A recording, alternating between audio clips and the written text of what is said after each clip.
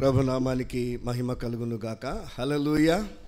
గలతీలకు రాసిన పత్రిక 5వ అధ్యాయం 1వ వచనం అందరం చదువుదాం. ఈ స్వాతంత్ర్యము అనుగ్రహించి క్రీస్తు మనలను స్వతంత్రులుగా చేసి ఉన్నాడు. కాబట్టి మీరు స్థిరముగా నిలిచి మరలా దాస్యమను కాడి క్రింద చిక్కుకొనకుడి. చిన్న ప్రార్థన. పరలోకమందున్న తండ్రి, మాట్లాడే దేవా, బోధకుడవైన ప్రభువా, ఈ సమయంలో మేమందరం మీ వాక్యాన్ని ధ్యానించడానికి మీ సన్నిధికి వచ్చి ఉండగా మా అందరితో మాట్లాడి మా హృదయాలను సరిచేసి మీ యొక్క ఇష్టానుసారమైన రీతిలో మేము జీవించినట్లుగా మీ కృప విస్తరింప చేయాలని పరిశుద్ధాత్మడ మీ నడిపింపునకు మమ్మల్ని అప్పగించుకుంటూ యేసుక్రీస్తు నామములో ప్రార్థించి వేడుకొంచున్నాం తండ్రి, ఆమెన్. దేవుని ప్రజలరా, ఈ ఉదయకాలం మన యొక్క అంశం వచ్చేసి కాడి క్రింద చిక్కుకొనకుండుట. మరల అనే మాట మనం చూస్తాం. మరల అనే మాట దేన్ని సూచిస్తుంది అంటే, ఒకప్పుడు చిక్కుబడ్డారు, ఇప్పుడు మళ్ళీ చిక్కుబడొద్దండి అని ఇక్కడ వాక్యం మనకు సెలవిస్తూ ఉంది. కాబట్టి ఈ సమయంలో ఒకనాడు చిక్కుబడిన వాళ్ళం మళ్ళీ చిక్కుబడే ప్రమాదం ఉందా లేదా? ఉంది అన్నోళ్ళు చేతులు ఎత్తండి. లేదు అనేవాళ్ళు చేతులు ఎత్తండి. ప్రమాదం అయితే ఉంది, అయితే చిక్కుబడకుండా చూసుకోవాల్సిన బాధ్యత మాత్రం మనది, నాది. ఓకేనా? చిక్కుబడడానికి అవకాశాలు ఉన్నాయి, అయితే చిక్కుబడకుండా చూసుకోవాల్సిన బాధ్యత మనది అన్నటువంటి విషయాన్ని మనం చూద్దాం. దేవుని ప్రజలరా, దేవుని వాక్యంలో ఈ చిక్కుబడుట అనేటువంటి మాట గురించి మనం ఆలోచన చేసినప్పుడు ఏ ఏ విషయాల్లో ఒక వ్యక్తి చిక్కుబడతాడు అనే అంశాలను మనం చూద్దాం. ఏ ఏ విషయాల్లో మనిషి చిక్కుబడతాడు, మనం ఎక్కడ చిక్కుబడ్డాం అనేటువంటి విషయాలు మనం చూద్దాం. దయచేసి మొట్టమొదట దోషములు పాపములలో చిక్కుబడటం. దోషములు పాపములలో చిక్కుబడుట, ఇది మొదటి పాయింట్. హెబ్రీలకు రాసిన పత్రిక 12వ అధ్యాయం 2వ వచనం. హెబ్రీలకు రాసిన పత్రిక 12వ అధ్యాయము 2వ వచనంలో చూస్తే పౌలు అంటున్నాడు అక్కడ, మనము కూడా ప్రతి భారమును సులువుగా చిక్కులబెట్టు పాపమును విడిచిపెట్టి విశ్వాసమునకు కర్తయు దాన్ని కొనసాగించువాడునైన యేసు వైపు చూచుచు ఓపికతో పరుగెత్తుదము అనేటువంటి మాట. దేవుని వాక్యంలో మనం చూసినట్లయితే మనం ఎక్కడ చిక్కుబడతాము అంటే పెద్ద పెద్ద వాటిల్లో కాదు, సులువుగా చిక్కులబెట్టే పాపములో, సులువుగా చిక్కులబెట్టేటువంటి పాపం. మరి ఈనాడు ఏ పాపమైతే మనకు అలవాటయిందో గతంలో, ఆ పాపము మనల్ని ఎదుర్కొన్నప్పుడు అక్కడ పడిపోతున్నామా నిలబడుతున్నామా, ఇది మనం ఆలోచించవలసిన వారమై ఉంటున్నాం. దేవుని ప్రజలరా, మరి గతంలో మన గురించి ఎవరికి బాగా తెలుసు చెప్పండి? ఎవరికి బాగా తెలుసు? మన తల్లిదండ్రులక? ఎవరికి? దేవునికి. తర్వాత దయ్యానికి. ఎందుకంటే మనం వాడి కింద కదా పనిచేసింది గతంలో. వాడి కింద ఉండటం వల్ల కదా అబద్ధాలు చెప్పింది. వాడి కింద ఉండటం వల్ల కదా మనము హృదయంలో ఒకటి పెట్టుకొని బయటికి ఒకటి నటన చేసింది. వాడి క్రింద ఉండటం వల్ల కదా మనము లోపల ఒకటి పెట్టుకొని బయట ఒకటి మాట్లాడింది. వాడి క్రింద ఉండటం వల్ల కదా మనము మన జీవితాల్లో 2 రకాల జీవితాల్ని జీవించింది. కాబట్టి మన గురించి ఎవరికి బాగా తెలుసు? అపవాదికి బాగా తెలుసు.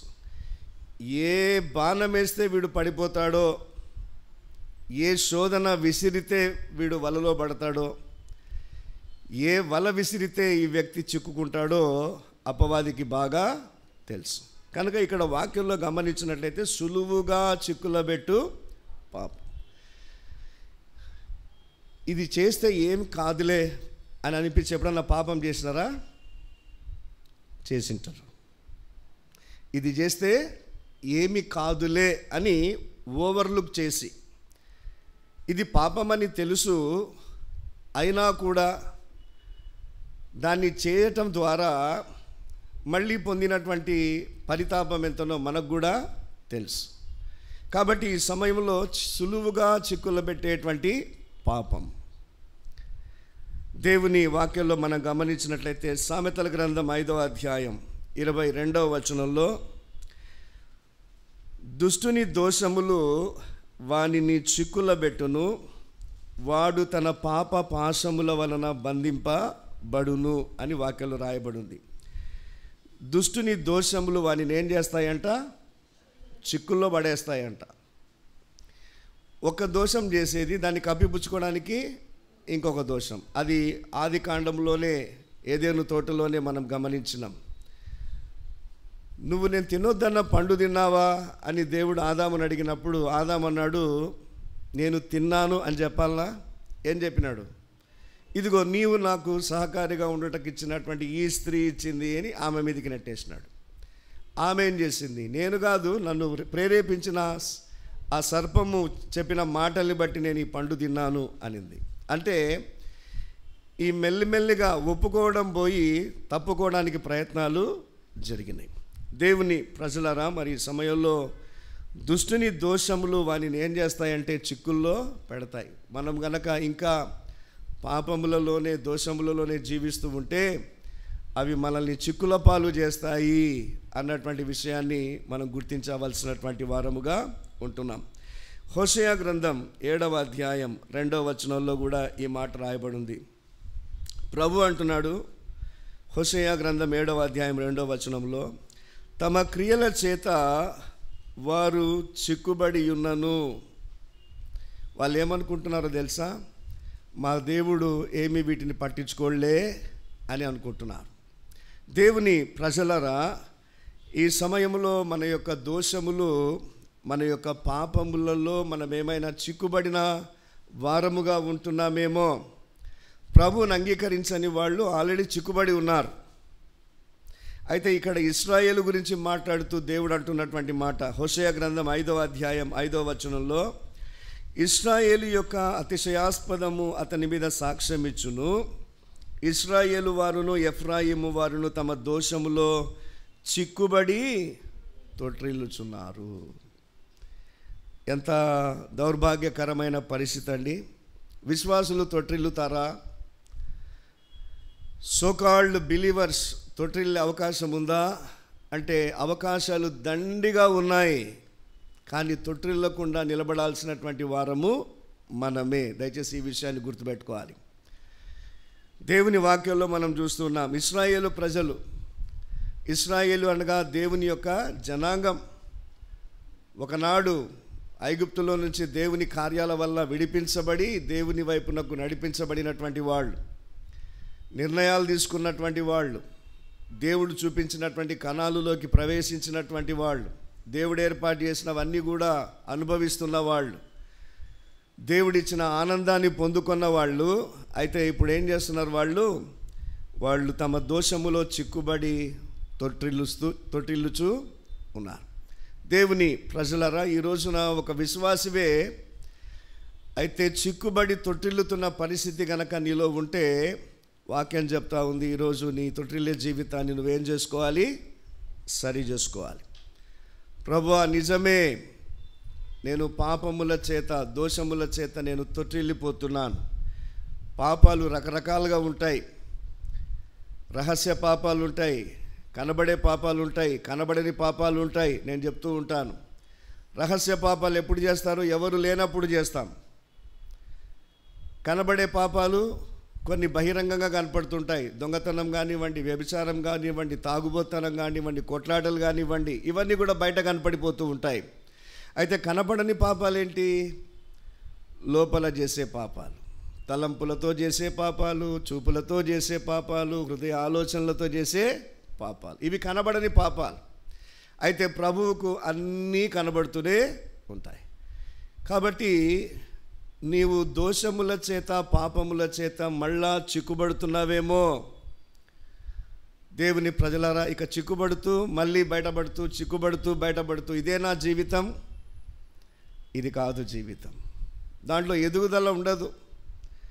ఎక్కడేసిన గొంగలి అక్కడనే, ఎక్కడున్న సముద్రం అక్కడనే. సముద్రానికి నదికి తేడా ఏంటో తెలుసా?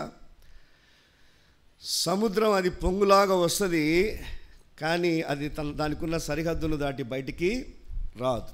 నది అలా కాదు. నది అది పారుతూనే ఉంటుందన్నమాట.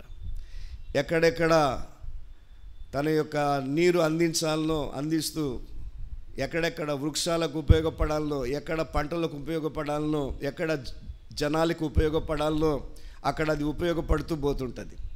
కాబట్టి ఈ సమయంలో మన యొక్క పాప జీవితంలో మనము అలా కొనసాగుతూ ఉంటే మనము సముద్రం లాంటి వాళ్ళమని గుర్తుపెట్టుకోండి. ఎక్కడేసిన గొంగలి అక్కడే. దోషాలు చేస్తున్నాం, పాపాలు చేస్తున్నాం, చిక్కుబడుతున్నాం, తొట్టిల్లిపోతున్నాము అంటే ఎంతకాలం? అలాంటప్పుడు నువ్వు పరలోకానికి ఎలా వెళ్తావు? ప్రభువా ప్రభు అని పిలిచే ప్రతివాడు పరలోక రాజ్యంలో ప్రవేశించడాన్ని ప్రభు అంత గట్టిగా చెప్పినప్పుడు మరి నేను పోతాను అని ఎలా చెప్పగలం? ఈ విషయాలు మనం ఆలోచన చేయాలి. ఇది మొదటి కారణం. దోషములు పాపములలో చిక్కుబడినప్పుడు మన యొక్క పరిస్థితి ఎలా ఉంటుందంటే తొట్రుపాటు స్థితి ఉంటుంది. విశ్వాసులారా గమనించాలి. దావీదు ఒక గొప్ప విశ్వాసే, కానీ చిక్కుబడ్డాడు పాపములో. సంసోను ఒక గొప్ప నాయకుడే, చిక్కుబడ్డాడు దోషములో. కనుక ఈ సమయంలో చాలా గ్రేట్ పీపుల్ కూడా చిక్కుబడేటువంటి ప్రమాదాలు ఉన్నాయి. కానీ యోసేపు చిక్కుబడలేదే తన జీవితంలో. దానియేలు చిక్కుబడలేదే తన జీవితంలో. మరి ఎవరిని మనం మాదిరిగా పెట్టుకుందాం?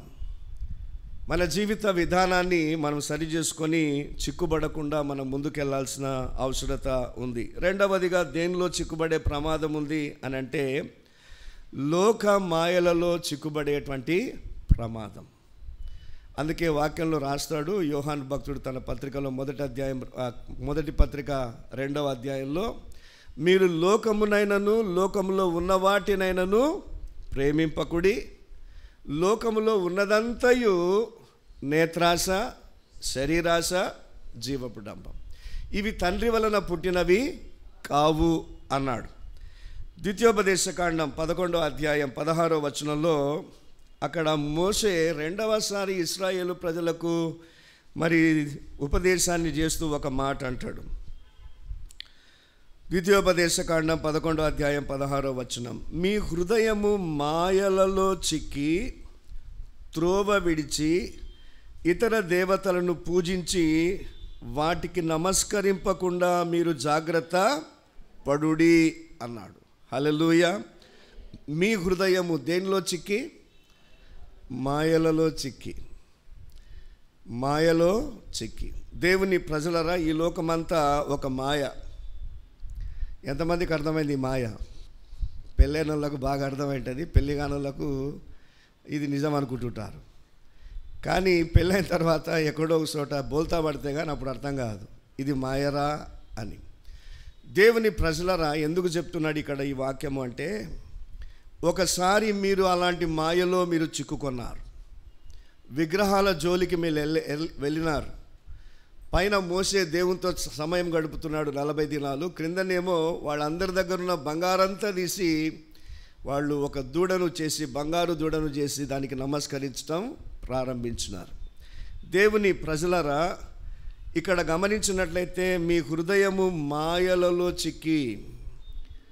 హృదయం ఎలాంటిది చెప్పండి? మంచిదా చెడ్డదా? మంచిదనే వాళ్ళు ఎంతమంది, చెడ్డది అనే వాళ్ళు ఎంతమంది? ఇది రెండిటి మధ్యలో ఉంటుంది. ఓకే, నులివెచ్చని పరిస్థితుల్లో ఉంటుంది. దీన్ని వెచ్చ చేయాలన్నా మనమే, చల్ల చేయాలన్నా మనమే. దయచేసి గమనించాలా. ఇక్కడ ఒక వాక్యంలో రాయబడి ఉంది. ప్రసంగి గ్రంథంలో ఒక మాట ఉంటుంది, ఇర్మియా గ్రంథంలో ఒక మాట ఉంటుంది, హృదయము అన్నిటికంటే చాలా మంచిది అని ఉంటుంది. గట్టి చెప్పాలా? అది బహు మోసకరమైనది కదా, అది బహు ఘోరమైన వ్యాధి కలది, దాన్ని గ్రహింపగలవాడు ఎవడు? ఎప్పుడన్నా మీ హృదయం మిమ్మల్ని మోసం చేసిందా? చాలాసార్లు మన గుండె, మన హృదయం మనల్ని మోసం చేసింది, ఇది ఒప్పుకోవాలి. ఎన్నిసార్లు ప్రార్థన చేసుకోవాలనుకున్నాం, ప్రార్థన కాడికి పోయే లోపల మళ్ళీ హృదయంలో మళ్ళీ ఇంకొక డైవర్షన్ వచ్చింది, అందుకే ప్రార్థనలో కూర్చోలేము. బైబిల్ ఎన్నిసార్లు చదవాలనుకున్నాం, చదవడానికి కూర్చుంటే డైవర్ట్ అయిపోతున్నాం.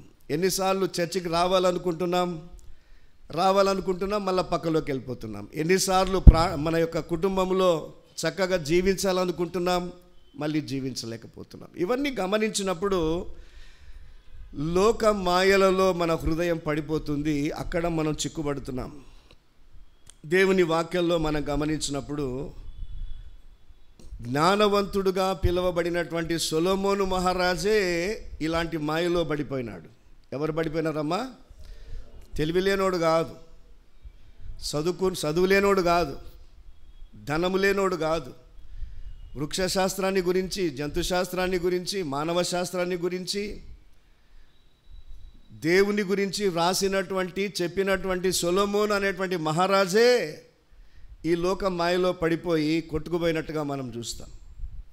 ఇక మనం ఎంత అని మనం కూడా కొట్టుకుపోదామా? జాగ్రత్త. ఆయన కొట్టుకుపోయినాడు, నేను కొట్టుకుపోకూడదు, అది మనకు ఉండాల. ఈ లోక మాయలో పడి మనం కొట్టుకొని పోకూడదు.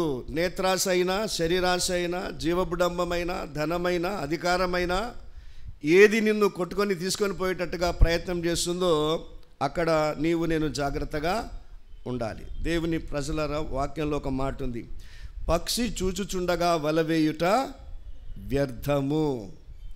అందుకే పౌలు అంటాడు, కొరింథీయులకు రాసినటువంటి మొదటి పత్రికలో 9వ అధ్యాయంలో అంటాడు, ఏమంటాడంటే, మనము సాతాను తంత్రములను ఎరుగని వారము కాము అంటాడు. కాము అంటే అర్థం ఏంటి? ఎరిగిన వారము అని అర్థం, అంతేనా? మనం ఎరుగని వారము కామైనప్పుడు ఎరిగిన వారం. ఎక్కడ వాడు నిన్ను పడగొట్టాలనుకున్నాడు? యేసు ప్రభు దగ్గర కూడా పడగొట్టడానికి ప్రయత్నం చేసినాడు, అయితే చెంపదెబ్బలు తిన్నాడు, అంతేనా? యేసు ప్రభును కూడా పడగొట్టాలనుకున్నాడు అపవాది. కానీ జరిగింది ఏంటంటే, ప్రతిసారి దేవుడే తాను వాడిని జయిస్తూ వచ్చినట్టుగా మనం చూడగలుగుతున్నాం. దేవుని యొక్క హృదయం, యేసు ప్రభు యొక్క హృదయం ఎలా ఉంది అని అంటే, అది అపవాది యొక్క మాయలలో చిక్కుబడినటువంటిది కాదు. దయచేసి ఈ విషయాలు గుర్తుపెట్టుకోవాలి. దేవుని ప్రజలారా, నీ హృదయం ఈ లోక మాయలో వెళ్ళిపోతుందా? నీ జీవితం ఈ లోక మాయల్లో, భ్రమలో నడిపించబడుతుందా?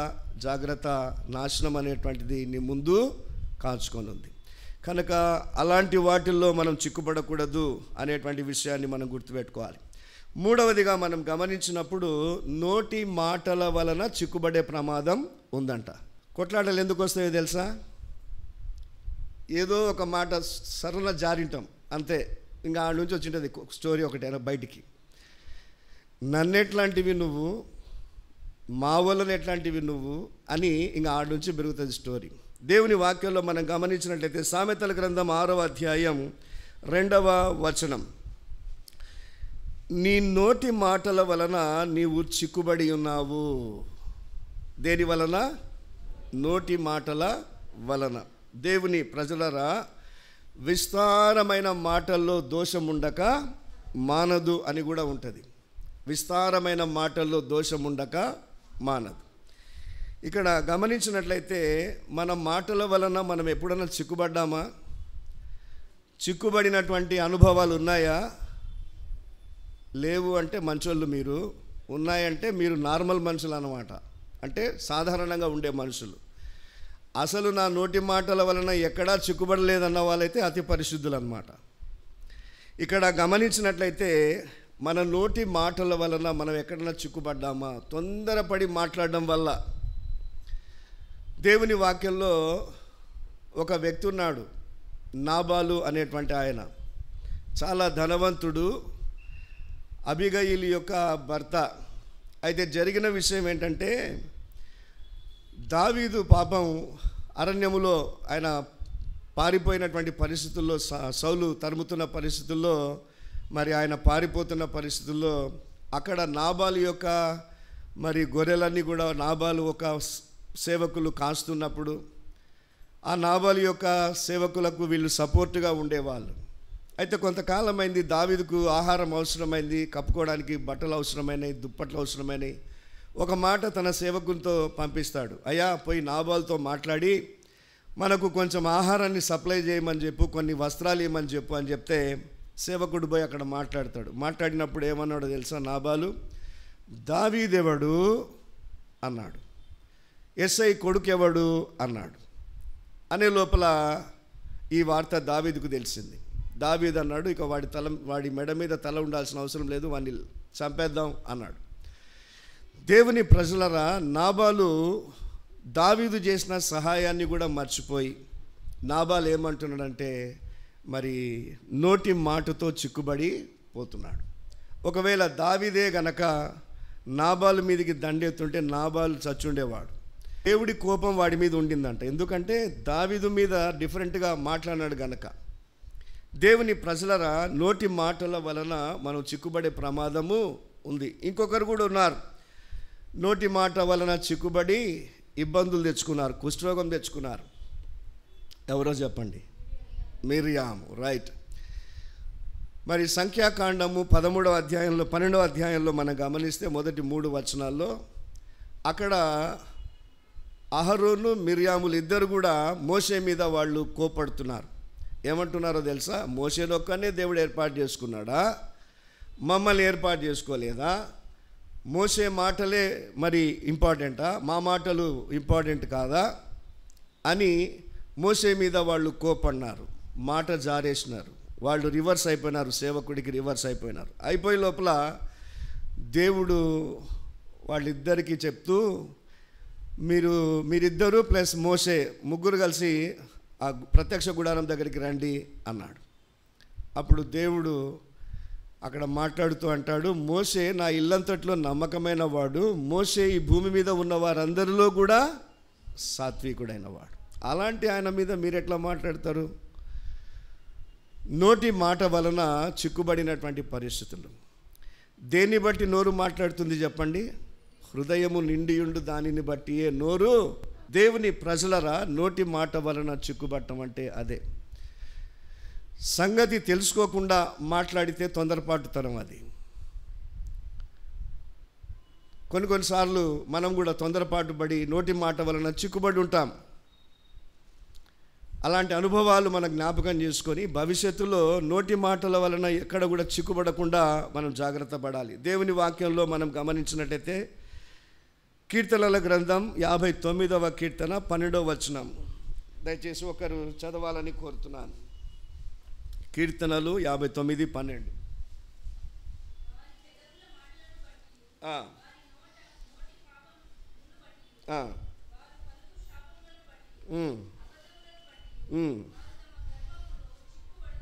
చాలు, ఇక్కడ గమనించండి. వారి పెదవుల మాటలను బట్టి, వారి నోటి పాపమును బట్టి, వారు పలుకు శాపములను బట్టి, అబద్ధములను బట్టి అనే మాట ఏం చేస్తుందంట? వాళ్ళను చిక్కుల్లో పడేస్తుంది అంట.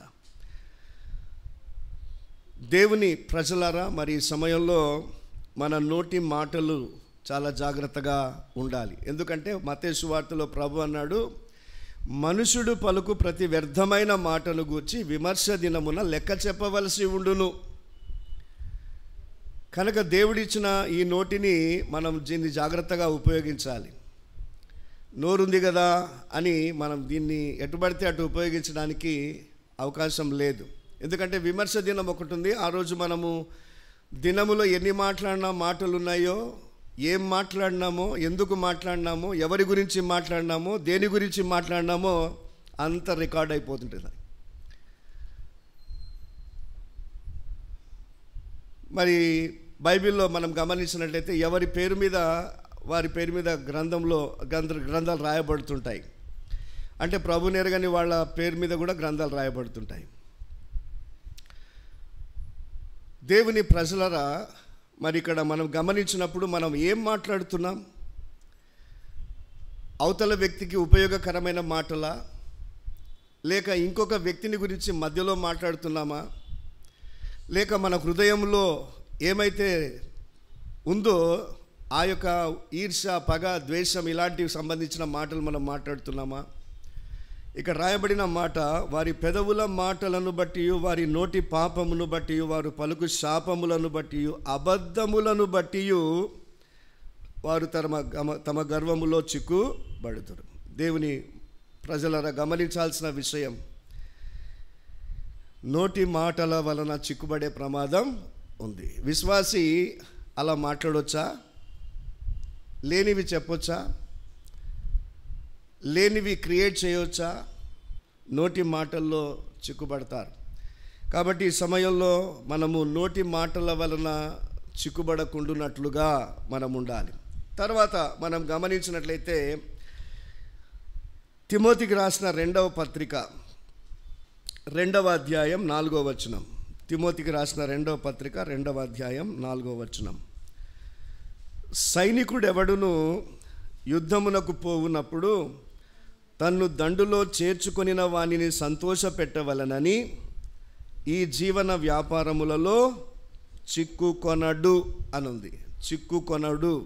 దేనిలో చిక్కుకోకూడదు సైనికుడు? ఈ జీవన వ్యాపారములో. అందుకే సైనికుల ట్రైనింగ్ వేరే ఉంటుంది, సైనికులకు శిక్షణ వేరే ఉంటుంది. సైనికుడు అనేవాడు ఒకవేళ ఒక వ్యక్తి సైన్యంలో చేరాలి అని అంటే అక్కడ కొన్ని ఇన్స్ట్రక్షన్స్ ఉంటాయి. ఎవడు సైన్యంలోనికి తీసుకోవడానికి అర్హత కలిగిన వాడు, ఎవడు సైన్యంలో చేరడానికి అర్హత కలిగిన వాడు. ఎవడు పడితే వాడు పోయి నేను సైన్యంలో చేరతా అంటే చేర్చుకోరు. ఒరేయ్, యుద్ధం వస్తే రేపు పొద్దున నీవు దేశం కొరకు చనిపోవడానికైనా సిద్ధమేనా అని ఉంటుంది. ఫస్ట్ నేను సిద్ధమే అంటే దాని వెనక ఏమర్థం ఉంటుంది? నా భార్య, పిల్లలు, నా తల్లిదండ్రులు, నా బెస్ట్ ఏవైతే ఉన్నాయో అవన్నీ కూడా నేను వద్దనుకొని నేను దేశం కొరకే వస్తున్నాను కనుక నాకు ఏది జరిగినా నేను ఓకే అంటేనే నిన్ను ఆ యొక్క సైన్యంలోకి తీసుకుంటారు. లేదు అక్కడ పోయిన తర్వాత నాకు మళ్ళీ నా ఇంటి మీదకి మనసు మళ్ళింది అంటే వాళ్ళు తీసుకోరు. కాబట్టి సైన్యం ఎట్లా ఉంటుందంటే వాళ్ళు యుద్ధానికి వెళ్ళేటప్పుడు ఇంటోళ్ళకి అందరికి ఒకసారి బాయ్ చెప్పేసి మేము వస్తామో రామో, వస్తే వస్తాం క్షేమంగా, లేకపోతే మేము అక్కడనే చనిపోవచ్చు కనుక మా మీద ఆశ పెట్టుకోవద్దు. దేవుని ప్రజలరా, మరి ఇప్పుడు యుద్ధాలు జరుగుతున్నాయి కదా, సైన్యాలు దేశాల మీద, దేశాలకున్న సైన్యాల్లో ఎంతోమంది సైనికులు చనిపోతున్నారు. దేవుని వాక్యంలో మనం గమనించినప్పుడు ఎవరైతే సైన్యములో చేరుతున్నాడో, ఈనాడు పౌలు అంటున్నాడు తిమోతికి రాసినటువంటి పత్రికలో, తిమోతికి రాసిన పత్రికలో మంచి సైనికుల వలె నువ్వు ఉండాలి అంటాడు. మంచి సైనికునిలాగా నువ్వు ఉండాలి. మంచి సైనికుడు ఏం చేస్తాడు? ఈ లోక జీవన వ్యాపారములలో వాడు చిక్కుకొనడు. కనుక మనం కూడా ఈ లోక జీవన వ్యాపారం అంటే లోక సంబంధమైన విషయాలు. మనము ఈ లోకములో దేవునికి సైనికుల్లాగా ఉన్నాం కాబట్టి మనం ఆ సైన్యానికి చెందినటువంటి వాళ్ళం కనుక మనం ఎప్పుడు కూడా అలర్ట్గా ఉండాలి. శత్రువు ఎప్పుడన్నా మీద పడవచ్చు. అంత మాత్రమే కాదు, సైన్యములో ఉన్నవాడు నిర్లక్ష్యంగా ఉండడానికి వీలు లేదు, సోమరిగా ఉండడానికి వీలు లేదు, తన ఇష్టాలు నెరవేర్చుకోవడానికి వీలు లేదు. అంతా పైనున్న వాళ్ళు ఎలా చెప్తే అలా. కాబట్టి మనం కూడా దేవునికి సంబంధించిన సైనికులము గనుక మనము దేవునికి ఇష్టమైనటువంటి రీతిలో ఈ లోకంలో యాక్టివ్గా ఉండాల్సినటువంటి వారమై ఉంటున్నాం. ఆత్మీయ జీవితంలో మనము మెలకువగలిగినటువంటి వారముగా ఉండవలసినటువంటి వారం. దేవుని వాక్యంలో మనం గమనించినట్లయితే పేతురు రాసిన 2వ పత్రిక 2వ అధ్యాయం 20వ వచనంలో, వారు ప్రభువును రక్షకుడునైన యేసుక్రీస్తు విషయమైన అనుభవ జ్ఞానము చేత ఈ లోక మాలిన్యమును తప్పించుకొనిన తరువాత మరలా వాటిలో చిక్కుబడి వాటి చేత జయింపబడిన ఎడల వారి కడవరి స్థితి మొదటి స్థితి కంటే చెడ్డదగును. పేతురు రాసిన 2వ పత్రిక 2వ అధ్యాయము 20వ వచనం. ఒకసారి మనం ప్రభులోకి వచ్చిన తర్వాత మళ్ళీ మనం గనక తిరిగి పాత జీవితానికి మరలా మనము మన లోక మాలిన్యములో కనుక మనం తిరిగితే, ఇక దాని కింద ఇంకొక మాట ఉంటుంది 22వ వచనంలో, కుక్క తన వాంతికి తిరిగినట్టును కడగబడిన పంది తిరిగి బురదలో పొర్లినట్టును అనే సామెత ప్రకారముగా వాళ్ళు ఉన్నారు అని అక్కడ రాయబడి ఉంటుంది. దేవుని ప్రజలారా, ఒకసారి దేవుని సైన్యంలో చేరిన తర్వాత మనం ముందుకెళ్లాల్సిన వారమే, వెనక్కు తిరగడానికి అవకాశము లేదు, వెనక్కు తిరగకూడదు. కాబట్టి జీవన వ్యాపారములలో మనం చిక్కుబడకూడదు. అనగా పాత జీవితానికి, మళ్ళీ పాప అలవాట్లకు, పాత లక్షణాలకు మనం మళ్ళీ వెనక్కు కొనసాగకూడదు. ఆత్మీయ జీవితంలో మనము యాత్ర కొనసాగిస్తూ ఉన్నప్పుడు మరి పాప స్థితులు మనకు అన్నీ కూడా ఎదురవుతూ ఉంటాయి. పాపము చేయడానికి అవకాశాలు అనేకం ఏర్పడతాయి. కానీ మన జీవితంలో పాపమును దాటుకొని మనం ముందుకు వెళ్ళిపోవాలి. ఈ లోక వ్యాపారములలో తిరిగి పాప జీవితములలో మనం చిక్కుబడితే నష్టపోయే వాళ్ళము మనమే. మరి మన జీవితాల్లో వెనక్కెళ్తుంటే జాగ్రత్త, అలాంటి అనుభవమే అన్నమాట. తిరిగి జీవన వ్యాపారంలో చిక్కుబడిపోయినావు, అయితే అలాంటప్పుడు తిరిగి నువ్వు ప్రభు దగ్గరికి రావడానికి ప్రయత్నం చేయాలి. ఒకవేళ వెనకంజ వేసినావేమో, వెనక్కు తిరిగినావేమో, జీవన వ్యాపారాల్లో చిక్కుబడిపోయినావేమో, నువ్వు బయటికి రావాల్సినటువంటి అవసరత ఉంది. కనుక మనము చిక్కుబడకూడని పరిస్థితి ఏంటంటే ఈలోక జీవన వ్యాపారాల్లో తిరిగి చిక్కుబడకూడదు. 5వదిగా మనం గమనించినట్లయితే రాజులు మొదటి గ్రంథం 18వ అధ్యాయం 21వ వచనం.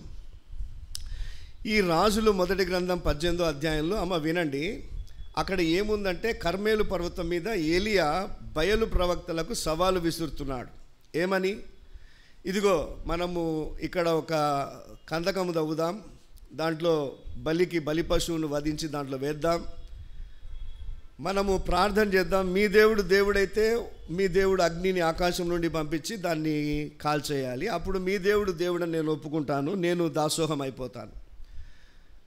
ఒకవేళ మా దేవుడు ఆ అగ్నిని పంపి కాల్చినాడు అనుకో దీన్ని, అప్పుడు మా దేవుడని మీరు ఒప్పుకోవాలి అన్నాడు. దేవుని ప్రజలరా, మరి అలాంటి పరిస్థితుల్లో అక్కడ ప్రజలు ఉన్నారు, ఇశ్రాయేలు ప్రజలు ఉన్నారు. వాళ్ళందరితో కూడా మరి ఏలియా చెప్తున్నటువంటి మాట ఏమంటున్నాడో చూడండి. ఏలియా జనులతో, ఎన్నాళ్ళ మట్టుకు మీరు 2 తలంపుల మధ్య తడబడుచుందురు, యెహోవా దేవుడైతే ఆయనను అనుసరించుడి, బయలు దేవుడైతే వానిని అనుసరించుడని ప్రకటన చేయగా ప్రజలు ప్రత్యుత్తరముగా ఒక్క మాట ఆయనను పలుకక పోయింది. తడబడుతున్న స్థితి అన్నమాట ఇది. అయ్యా, ఈరోజు ఇశ్రాయేల్ దేశం ఏర్పడింది, ఇశ్రాయేల్ దేశంలో రాజులు వచ్చినారు, వీళ్ళందరూ వచ్చినారంటే కారణం జీవము గల దేవుడైన యెహోవా అని వాళ్ళు చెప్పాల్సింది పోయి, బయలు దేవుడా, యెహోవా దేవుడా, ఎవరు దేవుడు మీరు చెప్పండి అని అంటే ప్రజలు ఎంత తెలివి కలిగిన వాళ్ళంటే ఏం చెప్పకుండా అట్ట కూర్చున్నారంట. మనలక్క మనం కూడా అలాంటి పరిస్థితుల్లో ఉంటాం కొన్నిసార్లు. ఆయన దేవుడా, ఈయన దేవుడా, ఏమోబ్బా అని తప్పించుకునే వాళ్ళు చాలామంది ఉంటారు. కానీ ఇక్కడున్న ప్రజలు అన్ని అద్భుతాలు చూసి, దేవుని ద్వారా అన్ని అద్భుతాలు అనుభవించినటువంటి వాళ్ళు, దేవుడి కార్యాలు చూసిన వాళ్ళు, యుద్ధాలలో దేవుడు వాళ్ళకి ఇచ్చిన విజయాన్ని చూసినటువంటి వాళ్ళు, యెహోవాయే దేవుడని వాళ్ళు చెప్పలేకపోయినారు. దేవుని ప్రజలారా, 2 తలంపుల మధ్య చిక్కుబడిపోతున్న పరిస్థితి అన్నమాట అది. కొన్నిసార్లు అపవాది మనకు కలిగించే ఆలోచనలు అవే. అది చేయాలా, ఇది చేయాలా, ఇక్కడ లాభం వస్తే ఇక్కడ దీన్ని ఎట్లా పొందుకోవాలా, అక్కడ లాభం వస్తే అక్కడ ఎట్లా పొందుకోవాలా, అసలు ఇది పొందుకోవడం మంచిదేనా, ఇలాంటి ఆలోచనలు అన్నమాట. కనుక తడబడేటువంటి జీవితం, నేను ఆత్మీయంగా ఉండాలనా, లోకానుసారంగా ఉండాలనా, నేను మరి శరీరానుసారంగా ఉండాలనా, ఆత్మానుసారంగా ఉండాలనా, నేను పరలోకానికి చెందిన వ్యక్తిలాగా ఉండాలనా, ఈ లోకానికి చెందిన వ్యక్తిలాగా ఉండాలనా. అప్పుడప్పుడు చెప్తూ ఉంటా, ఒక యవనస్తుల కూడికలో స్పీకర్ ప్రశ్న వేసినాడు. ఏమని? రే మీరు ఇక్కడ ఎట్లా ఉండాలనుకున్నారు, అక్కడ ఎట్లా ఉండాలనుకున్నారంటే ఒకడు తడుముకోకుండా లేచి, ఇక్కడనేమో ధనవంతుల్లాగా ఉండాలనుకుంటున్నా, చనిపోయిన తర్వాత లాజర్లాగా ఉండాలనుకుంటున్నా అన్నాడంట. ఏమన్నాడు? ఇక్కడ ధనవంతుల్లాగా అంటే నేను హ్యాపీగా ఇక్కడ అంతా అనుభవించాలా, చచ్చిపోయిన తర్వాత మాత్రం లాజర్లాగా అబ్రహాం రొమ్మున అనుకోవాలా? ఇది సాధ్యమేనా? అందుకే అన్నాడు ప్రభు, నువ్వు ఉంటే వెచ్చగానన్నా ఉండు, లేకపోతే చల్లగానన్నా ఉండు. నులివెచ్చని జీవితం నీకే నష్టం. చిక్కుబడిపోతున్నావు నువ్వు ఎప్పుడైతే రెండు తలంపుల మధ్యలోకి వచ్చేస్తున్నావో నువ్వు ఆల్రెడీ డిసైడెడ్. నువ్వేమని డిసైడ్ అయిపోతున్నావు? నాకు దేవుడు అనే మాట చెప్పేస్తున్నావు. ఇక్కడ ఎన్నో కార్యాలు చూసిన ఇశ్రాయేల్ ప్రజలు వాళ్ళు సైలెంట్ అయిపోయినారు. బయలు ప్రవక్తలందరూ సాయంత్రం దాకా ప్రార్థన చేసినారు, గగ్గోలు పెట్టినారు, డోలు వాయించినారు, కోసుకున్నారు. వాళ్ళ దేవత వచ్చి మరి వాళ్ళ దేవుడు వచ్చి ఆ యొక్క దహన బలిపీఠాన్ని కాల్చేయాలని వాళ్ళు ప్రయత్నాలు చేస్తున్నారు, జరగల. సాయంకాలం ఏలియా కొత్తగా బలిపీఠాన్ని కట్టి బలి పశువును వధించి దాని మీద పెట్టి నీళ్లు పోసి మొత్తం అంత అయిన తర్వాత ఏలియా ప్రార్థన చేయగా యెహోవా ఆకాశం నుండి అగ్నిని పంపి దానిని బుగ్గిపాలు చేశానని వాక్యంలో రాయబడి ఉంటుంది. హల్లెలూయా. దేవుని ప్రజలరా, రెండు తలంపుల మధ్యలో తడబాటు వద్దు. ప్రతి దినం అపవాది రెండు తలంపుల మధ్యలో మనల్ని పెట్టడానికి ప్రయత్నం చేస్తాడు, ప్రయత్నం చేస్తూనే ఉంటాడు. వాడు ఎలాంటి ప్రయత్నం చేస్తాడో తెలుసా? 24/7 ఎంతమందికి తెలుసు? దాన్ని ఏమంటారు? దివారాత్రులు అంటారు, రాత్రింబగళ్ళు అంటారు. 24/7 అంటే రాత్రింబగళ్ళు. అపవాది గురించి ప్రకటన గ్రంథంలో ఆ మాటనే చెప్పబడింది. ఏమిటో తెలుసా? దివారాత్రములు దేవుడు ఏర్పాటు చేసుకున్న వాళ్ళ మీద నిందలు మోపడానికి వాడు ప్రయత్నాలు చేస్తుంటాడంట. అంటే ఒక్క సెకండ్ కూడా వాడు నిన్ను పోనీయకుండా నిన్ను అబ్జర్వ్ చేస్తుంటాడు అనమాట. ఈమె ఎక్కడెక్కడ తప్పిపోతుంది, ఈమెను ఎట్లా బోల్తా కొట్టించవచ్చు, ఈమెను రెండు తలంపుల మధ్యలోకి ఎట్లా తీసుకురావచ్చు, దేవుని మీద ఈమెకి ఎట్లా మనసు విరక్తి కలిగేటట్టు చేయొచ్చు, ఎట్లా కోపం పుట్టేటట్టు చేయొచ్చు, ఎట్లా విసుగు పుట్టేటట్టు చేయొచ్చు, ఎట్లా దేవుని మీద తిరుగుబాటు చేసేటట్టు చేయొచ్చు. ఇవన్నీ అపవాది మన మీద ఉపయోగిస్తుంటాడు. కాబట్టి రెండు తలంపుల మధ్యలో చిక్కుబడకూడదు. చివరిగా మనం గమనించినట్లయితే 6వది గలతీలకు రాసిన పత్రిక 5వ అధ్యాయం 1వ వచనం, మరలా దాస్యమును కాడి క్రింద చిక్కుకొనకుడి అనే మాట రాయబడి ఉంది. దేవుని ప్రజలరా, మరలా అంటే తిరిగి అని అర్థం. తిరిగి. అప్పుడప్పుడు మనం పిల్లలకు చెప్తుంటాం, అరే ఇప్పుడు తప్పు చేసినావు, మళ్ళా తప్పు చేసినావు అనుకో అంటాం. మళ్ళా నువ్వు తప్పు చేసినావంటే ఇప్పుడు తిట్టినాను, అప్పుడు ఏం చేస్తా? అప్పుడు కొట్టొచ్చు, లేకపోతే నీకు శిక్ష పనిష్మెంట్ చేయొచ్చు నేను, లేకపోతే నీకు ఇవ్వాల్సినవి ఇవ్వకుండా పోవచ్చు, పెట్టాల్సినవి పెట్టకుండా పోవచ్చు. కాబట్టి తిరిగి నువ్వు అలాంటి పని చేయదు. ఇక్కడ అంటున్నాడు, మరలా దాస్యమును కాడి క్రింద. ఈ స్వాతంత్రం అనుగ్రహించి క్రీస్తు మనలను విముక్తి చేసి ఉన్నాడు. అయితే మీరు మరలా దాస్యమును కాడి క్రిందికి పోవద్దు. చిక్కుకొనకుడి అనే మాట అక్కడ మనం గమనిస్తున్నాం. చూడండి, దేవుని వాక్యంలో మనం గమనిస్తే మన దేవుడు మన మీద ఉన్నటువంటి దాస్యపు కాడిని తుంచేసినాడు. లేవీకాండం 26వ అధ్యాయం 13వ వచనంలో ఒక మాట రాయబడింది. లేవీకాండము 26వ అధ్యాయము 13వ వచనంలో, మీ కాడి పలుపులను తెంపి నడువ చేసి తిని అన్నాడు దేవుడు. హల్లెలూయా. మన మీద ఉన్న దాస్యపు కాడిని దేవుడు ఏం చేసినాడంట? తెంపేసినాడు. తెంపి మనల్ని ఏం చేసినాడు? ఫ్రీగా నడవడానికి దేవుడు కృపనిచ్చినాడు. ఆత్మానుసారంగా నడవడానికి దేవుడు కృపను ఇచ్చినాడు. అదే రీతిగా యెషయా గ్రంథం 10వ అధ్యాయం 27వ వచనంలో కూడా మనం గమనిస్తే, నీ మెడ మీద నుండి అతని కాడి కొట్టివేయబడును. 14వ అధ్యాయం 25వ వచనంలో, వాని కాడి నా జనుల మీద నుండి తొలగి పోవును. దేవుని ప్రజలారా, ఇక్కడ గమనించినట్లయితే మన ప్రభువు మన మీద ఉన్న దాస్యపు కాడిని ఆయన త్రుంచేసినాడు, తొలగించేసినాడు, విరగొట్టేసినాడు. కాబట్టి ఈ రోజున మనము తిరిగి ఆ యొక్క దాస్యపు కాడి క్రింద మనం చిక్కుకోకుండా మనం జాగ్రత్త పడాల్సిన వారముగా ఉంటున్నాం. ఎన్ని రకాల విషయాల్లో చిక్కుబడకూడదు? పాపములు దోషములలో చిక్కుబడకూడదు, లోకమాయల్లో చిక్కుబడకూడదు, మూడవదిగా నోటి మాటలలో చిక్కుబడకూడదు, నాలుగవదిగా జీవన వ్యాపారములలో చిక్కుబడకూడదు, ఐదవదిగా రెండు తలంపుల మధ్య చిక్కుబడకూడదు, ఆరవదిగా గమనిస్తే దాస్యం అనే కాడి క్రింద మరలా మనం చిక్కుబడకూడదు. కాబట్టి దేవుని ప్రజలరా, మరి ఈ సమయంలో అలా దేవుని యొక్క వాక్యానుసారంగా చిక్కుబడకుండా ఉన్నవాళ్ళు ఎవరో కొంతమంది పేర్లు మీరే చెప్పండి, నేను ముగిచ్చేస్తా. చిక్కుబడకుండా జీవించిన వాళ్ళు: యోసేపు ఒకడు, దానియేలు ఒకడు, షడ్రక్ మేషక్ అబేద్నెగోలు ఒకరు, ఇంకా వాక్యంలో గమనిస్తే అనేక మంది ఉన్నారు. మరి ఈ సమయంలో హెబ్రీలకు రాసిన పత్రిక 12వ అధ్యాయం 1వ వచనం 2వ వచనంలో మనం గమనించినట్లయితే అక్కడ ఒక అద్భుతమైన మాట రాయబడి ఉంది. ఇంత గొప్ప సాక్షి సమూహము మేఘము వలె మనలను ఆవరించి ఉన్నందున మనము కూడా అనుంది. ఇంత గొప్ప సాక్షి సమూహం 11వ అధ్యాయంలో అంతా కూడా విశ్వాస వీరులను గురించి అక్కడ పౌలు చెప్తాడు. విశ్వాస వీరులను గురించి అక్కడ మాట్లాడతాడు. వాళ్ళందరూ కూడా ప్రకటన గ్రంథం 7వ అధ్యాయంలోకి రండి. అక్కడ ఉన్నటువంటి విషయాన్ని ఒకసారి చదువుకుందాం.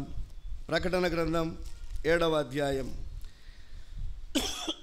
ఇప్పుడు మనం చూడబోతున్నటువంటి గుంపంతా కూడా వారి ఆత్మీయ జీవితంలో చిక్కుబడకుండా వారి యొక్క విశ్వాస యాత్రను సక్సెస్ఫుల్గా విజయవంతంగా ముగించినటువంటి వాళ్ళు. 7వ అధ్యాయం 9వ వచనం అందరం కలిసి చదువుకుందాం. వీటిల్లో చిక్కుబడకుండా ఉన్నటువంటి వాళ్ళ సంఖ్య ఎంతనో మీరు చెప్పాల తర్వాత నాకు. 9వ వచనం అందరం చదువుదాం. అటు తరువాత నేను చూడగా ఇదిగో ప్రతి జనములో నుండి, ప్రతి వంశములో నుండి, ప్రజలలో నుండి, ఆయా భాషలు మాట్లాడు వారిలో నుండి వచ్చి ఎవడును లెక్కింపజాలని ఒక గొప్ప సమూహము కనబడెను. చాలు. ఎంతమంది ఉన్నారు అక్కడ? 24 మందా? లెక్కింప జాలని అనే మాట అక్కడ రాయబడి ఉంది. ఎవడును లెక్కింపజాలని అంటే ప్రభు రక్తంలో కడగబడి ఇప్పుడు చెప్పుకున్నటువంటి ఈ యొక్క చిక్కుల్లో పడకుండా ప్రభు సన్నిధికి చేరుకున్నటువంటి విశ్వాసులు చాలామంది ఉన్నారు. కోట్ల మంది, లెక్కింప శక్యము కానంత మంది ఉన్నారు. ప్రపంచ నలుమూలల్లో నుంచి అక్కడికి చేరుకున్న వాళ్ళు. మరి వాళ్ళందరూ చేరుకున్నప్పుడు నువ్వెందుకు చేరుకోవు? నేనెందుకు చేరుకోకూడదు? చేరుకోవాలంటే ఏం చేయాలా?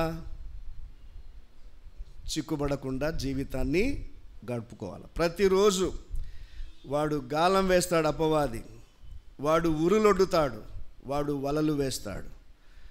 కాబట్టి వాడు వేసే గాలానికి నువ్వు చిక్కుబడకూడదు. వాడు ఒగ్గినటువంటి ఉరులకు నువ్వు పడకూడదు. వాడు వేసే వలకు కూడా నువ్వు పడకూడదు. దేవుని ప్రజలరా, మరి సమయంలో కొన్ని కోట్ల మంది ప్రభువుని ఎరిగి ప్రభు రక్తంలో కడగబడి ప్రభు సన్నిధికి వాళ్ళు చేరుకున్న వాళ్ళు ఈ లోకములో ఉన్నప్పుడు ఎలాంటి చిక్కుబడకుండా వాళ్ళు జీవించినటువంటి వాళ్ళు.